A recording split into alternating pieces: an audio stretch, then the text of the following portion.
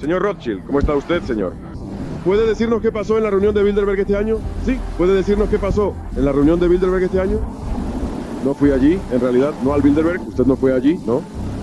¿Qué pasó el año pasado? No, no fui allí el año pasado, pasó el año pasado, creo. Fue mi vecino. Entonces eres Nathan Rothschild, es el inicio del siglo XIX, 1816. No eres solo otro banquero de Londres, también eres el hombre más rico del mundo. Eres el protagonista que lleva sobre sus hombros la ambición de tu padre, Mayer Rothschild, junto con tus 4 hermanos repartidos por Frankfurt, Viena, Nápoles y París, para formar una red financiera internacional que muchos describirían como los reyes invisibles de Europa. Exactamente como quería tu padre, tú y tus hermanos estaban llevando el legado de una casa bancaria que nació en los callejones pobres de Frankfurt a lugares inimaginables. Cuando el Imperio Británico necesitó fondos para vencer a Napoleón, tú, desde la sucursal de Londres, lo financiaste con toneladas de oro. Cuando Brasil buscaba independizarse de Portugal, tú diste los préstamos para lograrlo. Cuando Egipto quebró y se vio obligado a vender su parte en el Canal de Suez en 1875, quien corrió para financiar al Imperio Británico, esa vez fue nada más y nada menos que su hijo, Lionel de Rothschild. Sin los Rothschild, el Canal de Suez, la ruta marítima más estratégica del planeta, tal vez nunca se hubiera convertido en una joya de la corona británica. No es de extrañar que sus descendientes terminaran recibiendo títulos de varones de la nobleza en los años siguientes y algunos incluso entrando al Parlamento británico. Y, después de las guerras napoleónicas, fue su familia la que lideró los préstamos para reconstruir Europa. Pero no solo eso, también financiaron los primeros asentamientos judíos en Palestina para dar un gran paso en la fundación del Estado sionista de Israel.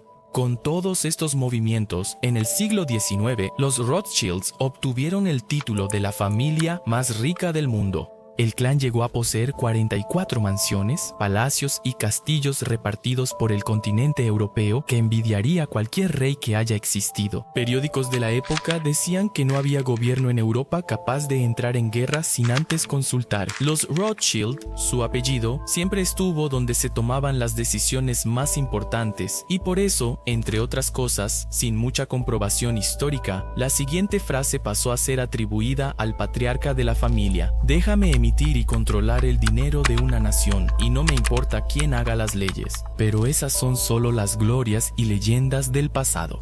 La pregunta que resuena hasta hoy es otra. ¿Será que los Rothschild en algún nivel todavía controlan el mundo o ese poder se perdió con el paso del tiempo? Y fue justamente esa duda la que me llevó a investigar en una madriguera de conejo, compleja, inundada de teorías conspirativas. Pero en medio de tanta locura, encontré una pista de una fuente primaria que surgió en algo aparentemente banal. Una entrevista en la calle con uno de los descendientes de la familia, Jacob Rothschild. Y la frase que él soltó, tal vez incluso sin querer, reveló el secreto de cómo los Rothschild mantienen actualmente el resto de la fortuna y el poder que los convirtieron en la dinastía bancaria más rica del planeta.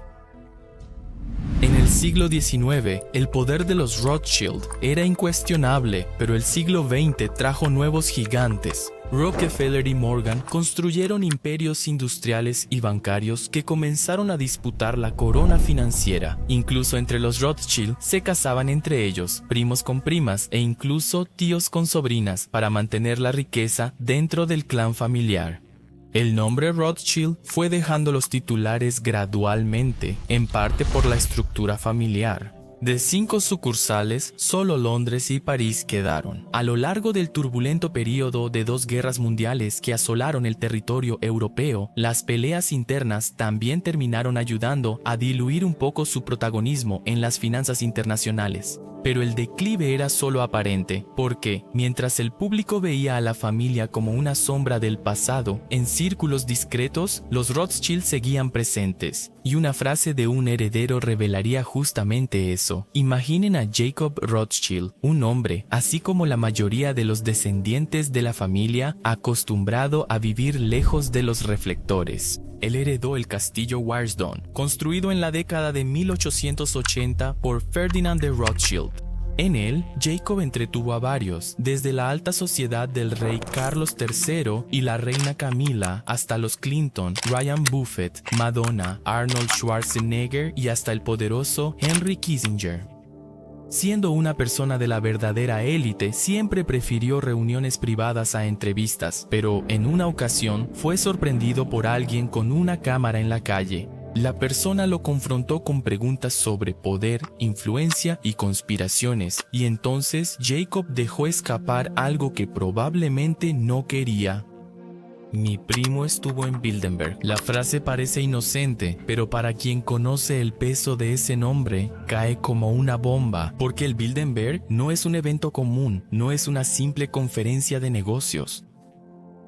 Es el encuentro más exclusivo del planeta, donde se reúnen líderes políticos, multimillonarios, banqueros y magnates de los medios. Si un Rothschild todavía está presente en este club, significa que el hilo de poder puede que nunca haya sido cortado. Pero al final, ¿qué es exactamente este club? Bilderberg. El año es 1954. Un hotel de lujo en Holanda, llamado Bilderberg, recibe una reunión discreta. Ahí nacía un encuentro anual que cambiaría para siempre la forma en que el poder global se organiza. El objetivo declarado era simple: acercar a las élites europeas y americanas en la posguerra. Sin embargo, el objetivo real está envuelto en misterios. Una cosa es que ahí solo se divulgan en los grandes medios listas selectivas de participantes, y hasta esas listas están incompletas. Según Cristina Jiménez, autora de Los Dueños del Mundo, el Bilderberg funciona como un foro donde la élite global alinea intereses lejos de los ojos del público. Ahí, presidentes conversan con directores generales de multinacionales, ministros se reúnen con banqueros centrales y decisiones que moldean el futuro de las naciones se discuten sin ninguna transparencia. Durante décadas, nombres como Reckinger, David Rockefeller, Bill Gates, Jeff Bezos, Larry Fink de BlackRock, Michael Bloomberg, ejecutivos de Google, exagentes de la CIA e incluso presidentes en funciones ya han estado en la lista. El simple hecho de que exista la reunión ya levanta sospechas. Si no hay nada que ocultar, ¿por qué tanto secreto? Entonces, no es de extrañar que este video tenga probablemente una tarde de Wikipedia sobre algún término mencionado aquí durante el video. Sin embargo, en este contexto la frase de Jacob Rothschild cobra importancia. ¿Por qué tu primo estaría en uno de los encuentros más exclusivos del mundo? Un club que decide el futuro mundial, fuera de la vista pública. Eso plantea otra pregunta. Si los Rothschild todavía tienen un asiento en ese club, ¿será que la dinastía realmente perdió su poder? Hoy, la familia ya no presume de 44 mansiones, pero sí de 60 oficinas repartidas en 47 países para brindar consultoría financiera a empresas, familias e incluso gobiernos. El banco Rothschild & Company todavía existe y es considerado uno de los grupos independientes de servicios financieros más grandes del mundo. La fortuna de los descendientes actualmente se gestiona y se multiplica a través de fondos de inversión discretos, gestionando activos y riquezas de otras familias ricas y también asesorando en fusiones y adquisiciones multimillonarias. En todo el mundo, 4.600 personas trabajan en la empresa del grupo para mantener la herencia dinástica Rothschild en funcionamiento en 2024. Ese engranaje generó una facturación de 2,9 mil millones de euros para el banco de la familia. En su sitio web, ellos se jactan de ser la consultoría preferida de gobiernos y empresas estatales. Fueron pioneros en programas de privatización gubernamental en la década de 1980 y asesoraron a Chipre, Grecia, Irlanda y Portugal en programas de reforma económica durante la crisis financiera global de 2008. La familia Rothschild controla el 26.7% de las acciones de la reconocida revista The Economist. Entonces, no hay dudas de que siguen siendo influyentes en los medios y gestionando los principales acuerdos que ocurren entre empresas y gobiernos. La lógica cambió en el siglo XIX. Ellos eran sinónimo de un poder más directo. En el siglo XXI, el apellido Rothschild casi desaparece, pero su influencia sigue oculta. No necesitan aparecer oficialmente como dueños de todo. Basta con estar presentes en las mesas correctas, en los consejos correctos y en los clubes correctos. Hasta porque lo que realmente hizo la fortuna de la familia fue justamente eso, la información privilegiada. Lo que hoy se conoce como insider trading fue lo que Nathan Rothschild hizo en junio de 1815, cuando Napoleón perdió la reñida batalla de Waterloo. Nathan fue el primero en saberlo, incluso antes que el Imperio Británico, con 48 horas de anticipación.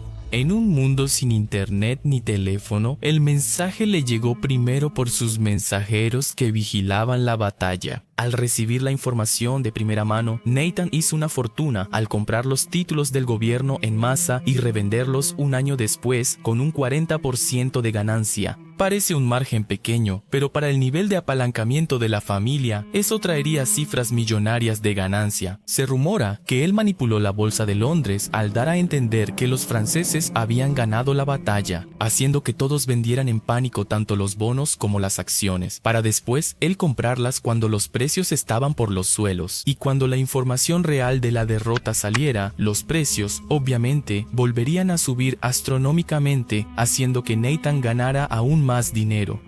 Sin embargo, este relato queda solo como un rumor, debido a la falta de una comprobación histórica rigurosa. Pero es importante recordar que solo porque las conspiraciones no están comprobadas, no significa que no existieron o que no sean verdaderas. Después de todo, como dice el dicho, la historia la escriben los vencedores.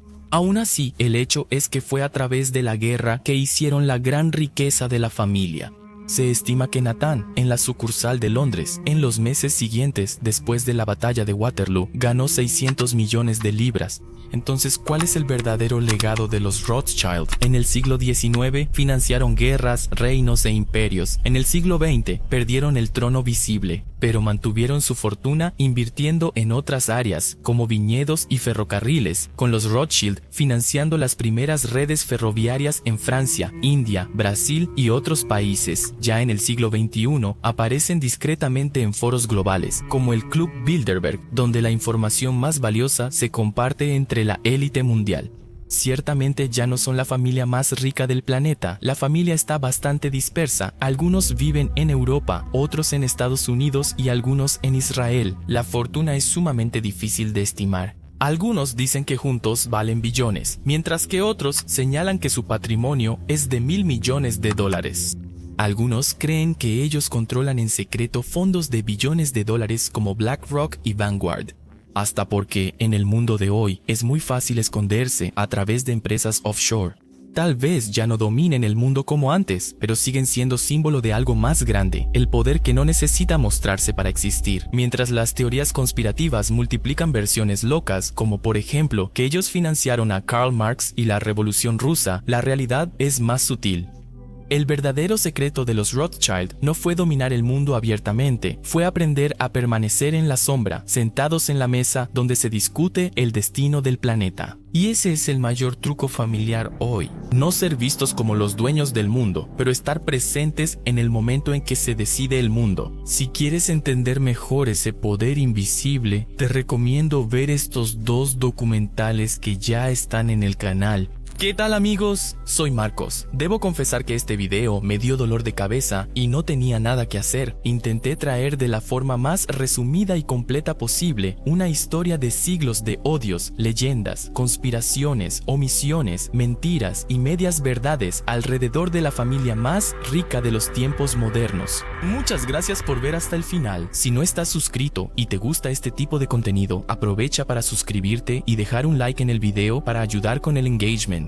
Y si quieres apoyar el canal, puedes hacerte miembro o hacer una donación por LifePix. También puedes sugerir un tema para próximos videos. Si quieres tener un contacto más directo conmigo, tienes mi Instagram personal y el del canal apareciendo ahí en la pantalla. El correo electrónico también va a estar apareciendo. Si quieres hablar sobre algo más profesional, que Dios te bendiga, un abrazo y hasta el próximo video.